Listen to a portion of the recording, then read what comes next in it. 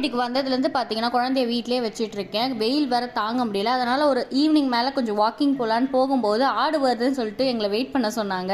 போயிட்ட பிறகு பார்த்தீங்கன்னா வாக்கிங் போகிறதுக்கு வந்து எங்கள் வீடுக்கிட்டே இருக்க பார்க்குக்கு போயிட்டோம். அங்கே அம்மாவும் பாப்பாவும் விளையாடிட்டு இருந்தாங்க. நான் கொஞ்ச நேரம் உட்காந்துட்டு அவங்க குழந்தைங்கள்லாம் என்ன பண்ணுறாங்க அப்படியே பார்த்துட்டு இருந்தேன். கொஞ்ச நேரத்தில் வந்து அம்மாவும் சேர்ந்து விளையாட ஆரம்பிச்சிட்டாங்க. அவங்க வந்து அந்த டைம் குழந்தையவே மாறி அவங்க கூட பாப்பா கூடலாம் விளையாடிட்டு இருந்தாங்க.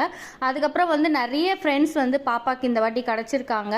ஸோ எல்லாம் வாக்கிங் போய் முடிச்சோம். நைட் அப்பா வந்து சிக்கன் பக்கோடா வாங்கி கொடுத்தாரு. காலையில் எழுந்தவுடனே எனக்கு வந்து பார்த்திங்கன்னா அந்த கூழ் குடிக்கணும்னு ரொம்ப ஆசையாக இருந்துச்சு.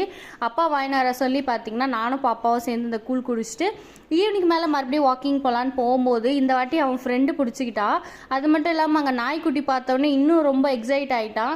ஏன் வாக்கிங் போகிறதே காட்டுறேன்னா, ஃபஸ்ட்டு வந்து அவன் வந்து யாருக்கும் ஃப்ரெண்ட்ஸ் இல்லாமல் இருந்தான். இப்போ வந்து பார்த்திங்கன்னா நிறைய ஃப்ரெண்ட்ஸ் வந்து அவனுக்கு வந்து கிடச்சது. இன்னும் எனக்கு ரொம்ப ஹாப்பியாக இருக்குது எனக்கு.